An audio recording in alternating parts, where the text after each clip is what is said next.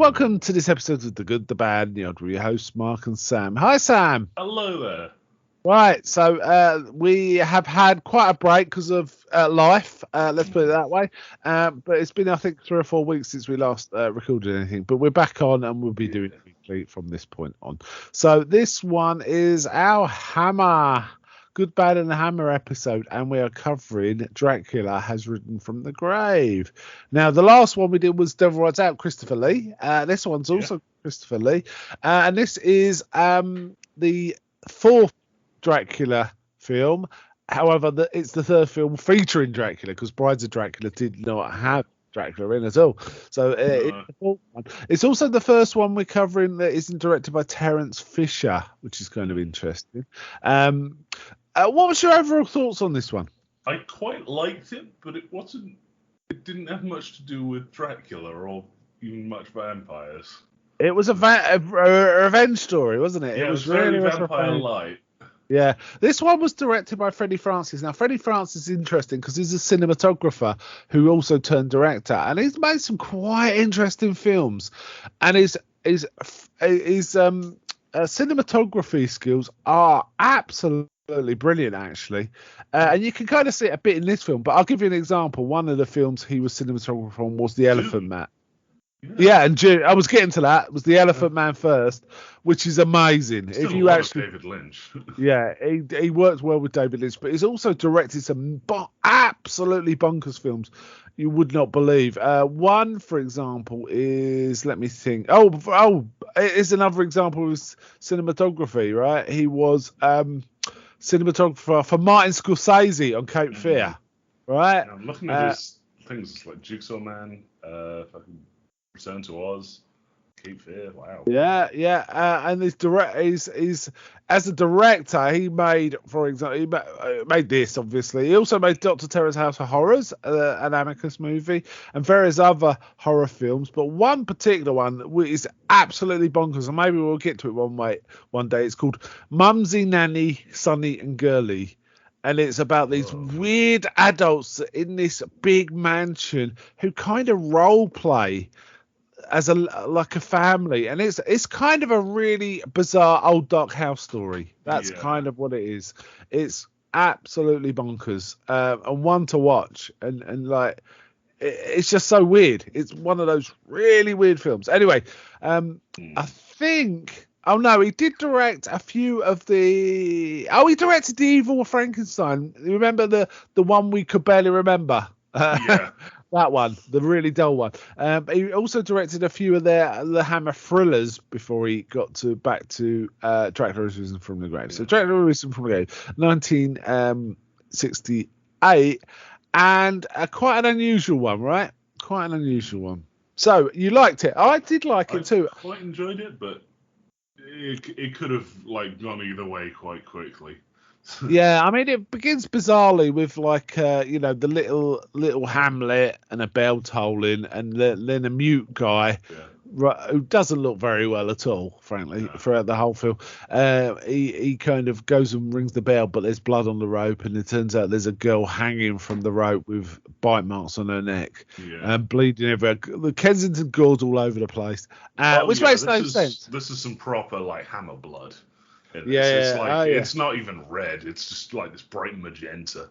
So. Yeah, and it's like presumably this is before Dracula died, because he died, and they talk about him being dead. This was like a pre-scene of what happened with Dracula, but somehow Dracula dragged the girl up to a bell tower in a church, tied her to a bell ringer, and that doesn't make any sense. It looks great. A way that she'd fall down if you lifted the bell a bit. Yeah, it don't make any sense, but it looks cool, right? Now the music for this, I don't think it was the same as the Devil Rides Out, but God, it sounded like the music for Devil Rides Out. It really did. Did you notice that? Yeah, it was very bombastic. Yeah. It's the same guy made it. Yeah, James Bernard scored this. He scores loads of Hammer. So yeah, he doesn't. He's one of these composers that goes for big. He goes for big. There's no subtext or subtlety with James Bernard in a lot of his scores. Some there are, but mostly not. In addition, we found out this town has a really sweaty unhappy, creepy priest, don't we? Who? Well, I think he's just like hugely put upon at the start. Yeah, he's Like under stress. you can tell this was made by a cinematographer because you do like the close in of him and the mutes like performing mass, and then it just zooms out and there's cobweb chairs and no one. Yeah, Yeah. He just sort of slowly closes the book and goes away. Essentially, no one's coming to mass anymore. But then what happens is a traveling Monsignor who's called Ernst Muller, played by Rupert Davis, see what's going on, and he's surprised there's no mass going on, and he kind of harangues them what's going on, and he finds out from the villagers they still feel under the curse of Dracula because the shadow of the castle touches the church at a certain time of day. So they feel it's cursed, and he's a bit peeved. What do you think of this Monsignor? I quite liked him. He was very like bombastic. It was good. He reminded me a bit of Father Sandor. It was kind of that kind of character. He was quite good, this guy, in this role. I thought. But essentially, he says, right, we'll sort this out. I'm going to go exercise. Go off and exercise the castle.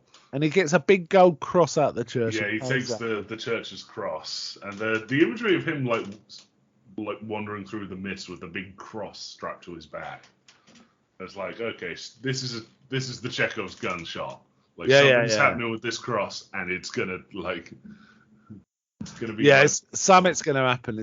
He takes the sickly priest with him, who eventually says, "I can't go on anymore," even though Monsignor's clearly older and bigger than him, and still he can still go on, but he's kind of just. And there's a thunderstorm going on, and essentially the Monsignor gets there and puts the cross right in front of the doors. This big gold cross. Yeah, he like basically stakes the door with it. Yeah. And, symbolism. And then recites the exorcism, which I think he starts with exorci. It's like, okay. Yeah, it's Latin. Yeah. Latin.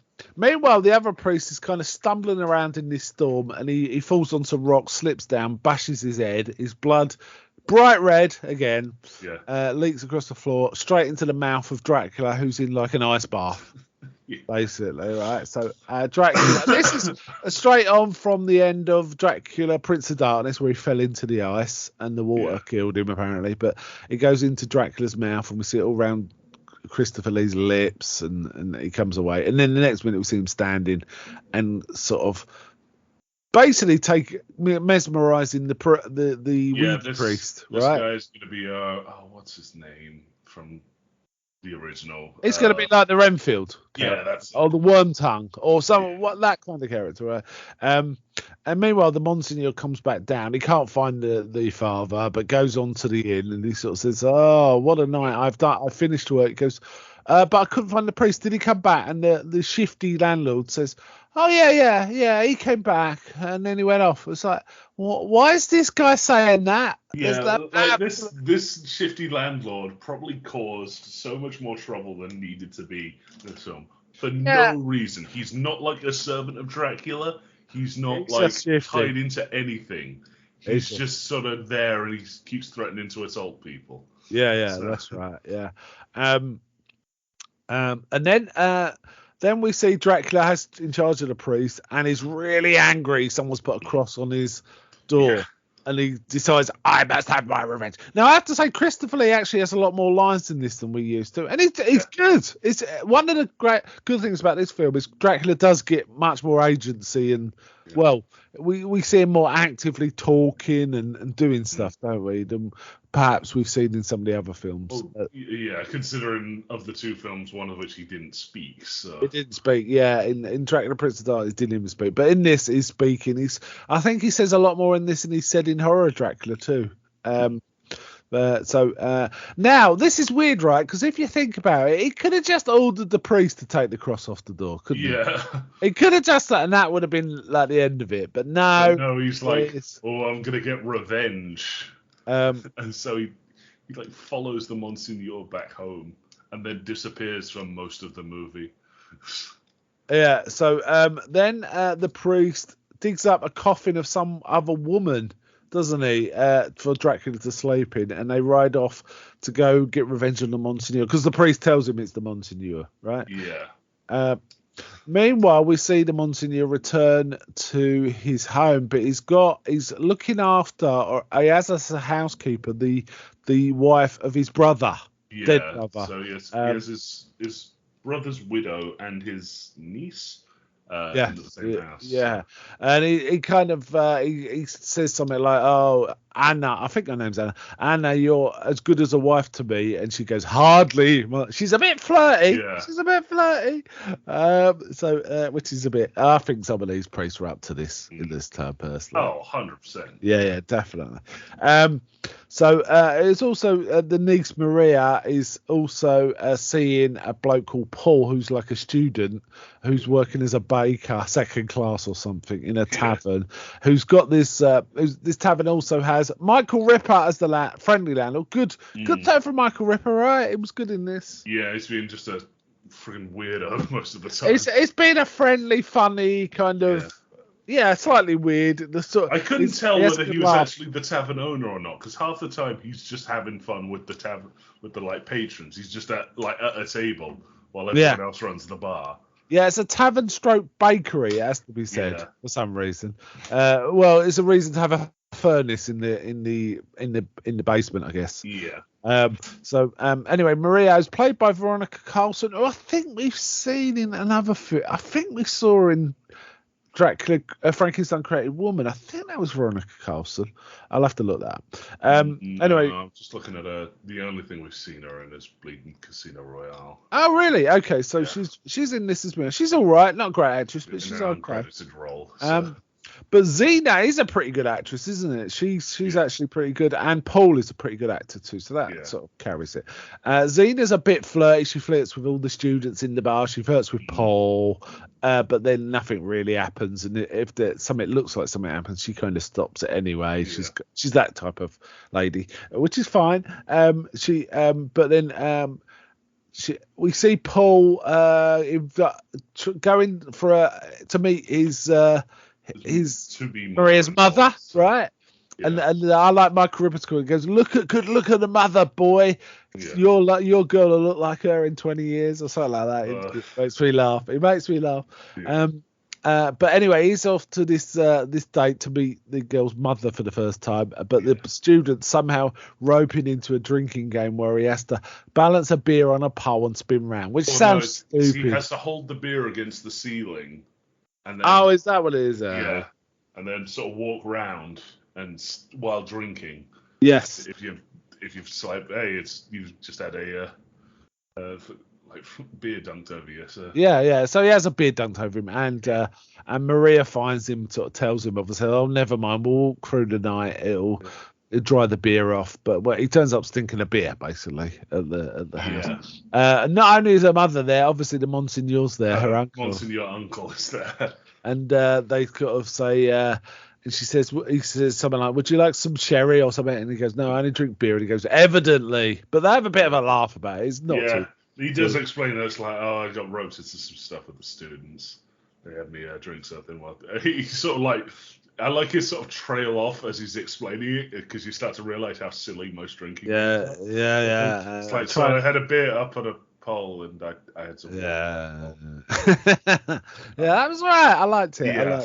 But I have a good laugh. But then the Monsignor's going on about, I like people that talk frankly. And then he says, there are 6 churches here. Which one do you attend? And Maria's like, he doesn't come from around here, uncle. And he's like, no, I don't believe in God. I'm an atheist. Yeah. Or something like that, and the Monsignor's really pissed off and kicks him out, basically. And meanwhile, Dracula gets hold of Xena, doesn't she? He puts the bite on her. Oh, and the sketchy priest takes a room in the tavern without anyone really noticing and mentions, and then he secretes Dracula's coffin in a little side room in the basement. Yeah. It's right in the middle of the room. There's no hiding it. It's just right in the middle of the room. And then what else? So Dracula's after Maria. A fair bit of family drama sort of stuff. You do, because like I say, Dracula and the other priests kind of disappear from the film for like a good half of it. Yeah, we get Xena. Dracula gets once. Yeah, you're right. But Xena gets basically Dracula gets hold of her and says, "I want the girl," and she's going, Yeah. "What do you want her for? You got me," and all this. And Dracula's like, "Having none of that. He's not having any back chat at all, is he?" Basically, from her reactions, I'm genuinely not sure if she's like seduced and jealous or she's trying to defend her friend. oh, I think she's jealous. I think she's jealous. I feel like that, but she's a fair. Having said that, you're right. She's not a bad person, is she? Yeah. I mean, she looks after Paul when he gets legless. He starts drinking schnapps after the terrible date. Yeah. He gets absolutely plastered, and she like helps him go upstairs to bed. And he's saying things like, "Do you wanna? Are you coming with me?" She's going, "You better be careful what you're saying." But she does kiss him and start undressing him. But she's obviously undressing him to put him to bed, not for any other reason. But then Maria turns up just as she's doing this, and they start to do the thing. But Xena's like, "What are you doing? What are you doing?" Get to bed sort of thing. Yeah, so there's all that, anyway, Xena does get bitten to be a vampire, doesn't she? And she's just like lying there with teeth, and Dracula says to the priest, "Get rid of her," and he throws her in the furnace. That's it. No one notices the smell of a burning body. No. Well, it's a bakery. I guess they probably. I mean, it's like a Slavic bakery, so there's probably some sort of like pastry, massive amount of pork. Yeah, and probably a massive chimney. And that was a raging furnace. That wasn't. So that would burn anything pretty fast. But there's plenty of jokes. Michael Ripper's plenty of So you're a baker second class, and soon you'll be a baker first class. But no women will still want you then. Yeah, there's all this going on, and he's going on about his books. Anyway, the Monsignor catches Dracula in Maria's room, didn't he? Trying to put the bite on it, and his cross enrages Dracula and he jumps through the window. But the Monsignor, if I remember rightly, the Monsignor chases him across the rooftops. Yeah. But the other priest clocks him with something, doesn't he? No, he gets the other priest to like watch her and like leave the cross with her, if I remember correctly. Okay. And yeah. Oh yeah. At one point he sends. Oh, this might be before this. So. Yeah, the Monsignor basically gets clocked in a mortal wound, right? Yeah. Manages to get back to his house, and he's sort of saying, he says to, I've forgotten them, Anna, was it? Go get Paul. And he says things like, look, I know you don't believe, and I know you, but I do know that you love Maria. Here's the book to help you fight this evil, and all that business. And then there's some other shenanigans. I've got a bit vague on this, but essentially the priest kind of changes his mind and shows Paul where Dracula is, doesn't he? Yeah. And sort of says you've got to stake him through the heart, which he does in bloody effect. But it just doesn't work. And Dracula stands up, and the priest says to Paul, "You got to pray for this to work." Yeah. And Paul's going, "I don't believe." And basically, this has never happened in any other vampire film where Dracula just pulls it out again, and he's all right. Because the guy did. This is slowly becoming a show of like Dracula is becoming more powerful as the films go on. Shrug off a staking. That is something, and that is something you find in vampire lore. I have read books where the vampires, like the older they get, the more powerful they get, and there's talk of really ancient vampires can actually survive the sunlight. Yeah. Exposure to there's sunlight. a few where it's staking isn't like the kill shot. It's more like when you put wolfsbane on the coffin of a werewolf, where it just like keeps them dead for now. Take it out, they pop back up. So. And there's other sort of belief systems where things like iron can be used to pin a demon or the devil to things if you use it in the right way. But it doesn't kill them, it just keeps them in one place. So there might be a bit of that. But Dracula gets out again, and they race back to the castle. But he's got Maria, so Paul has to go. Yeah. But he's got the help of the really sickly looking. Yeah. This priest looks like he's got pneumonia or something at this point. He does not look well at all. And he gets Maria to take the cross off the thing and drop it down like off this ledge, and it kind of off a cliff, and it sticks into the ground in a really cool way. It looks really. And then reminded me of in Omen when Patrick Troughton gets speared by the top of the church. Yeah. Yeah, Can't yeah. remember that. Yeah, it does a bit. Funny enough, Patrick Troughton's in the next Dracula film. Sorry, the second next Dracula film we're going to watch. Scars of Interestingly, Dracula. Scars of Dracula. Yeah. Anyway, yeah. So then Paul and Dracula get into a Barney. The priest is there just watching, but then Dracula gets pushed off the cliff. And this is a hell of a final scene. Dracula crawls off the cliff and gets impaled on the cross. And he's kind of trying to pull himself off, and like it's, Paul's not praying again. But this time the priest does pray. He says the Lord's Prayer in Latin. He's saying the Lord's Prayer in Latin. I recognised it. And man, I have to say the look and the sound design of this scene is really quite brilliant. Actually, I thought you just hear the purity of the priest's voice with an echo, right? In an echo chamber kind of.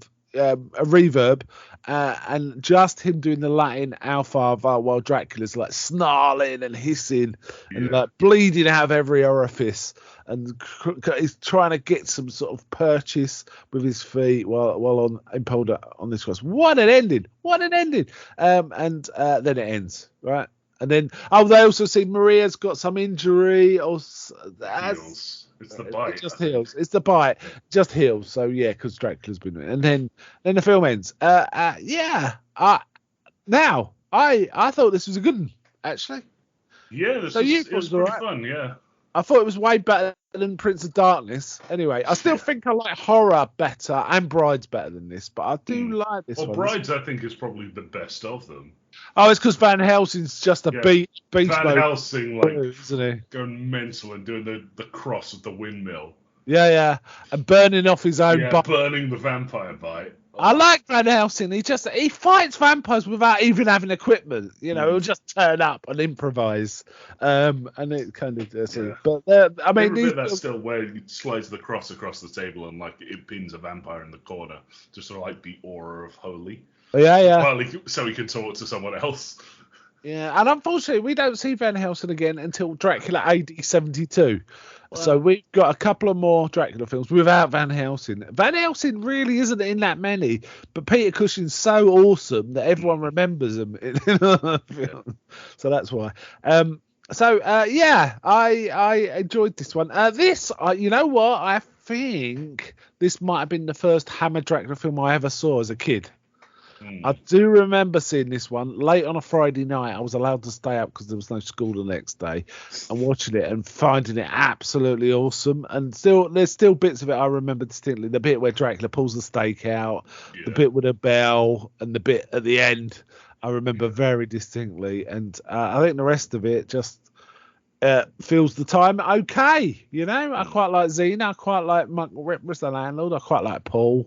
And I quite like the Monsignor. So I thought it was a solid little production, quite well directed. I would have expected quite a step down after, given Terence Fisher wasn't in charge. But man, it delivered as far as I'm concerned. Yeah, it was a really good one. A definite step up from the Prince of Darkness. Yeah, so 1968 this came out. So that. And we got 2 more Dracula films. We're coming towards us rapidly as well. We've got a few other films to watch first, but there are 2 back-to-back Dracula films coming soon. Oh yeah, I was just weird. Looking at the handful of my film list.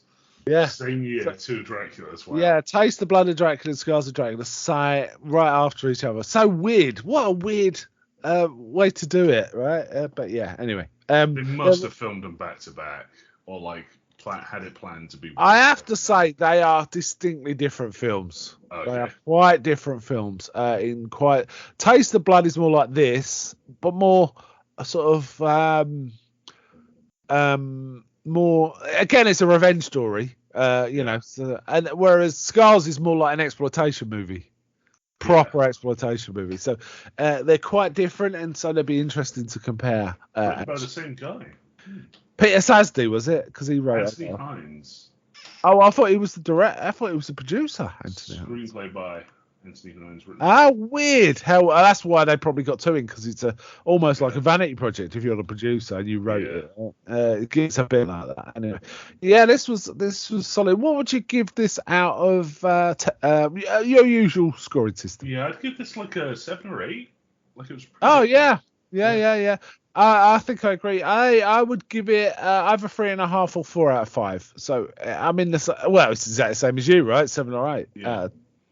So yeah, solid one, very entertaining. Okay, so next time we cover a Hammer film, we'll be covering another Dennis Wheatley story. You know, Devil Rides Out was a Dennis Wheatley story, called The Lost Continent. Completely different story from Devil Rides Out, though, I have to tell you.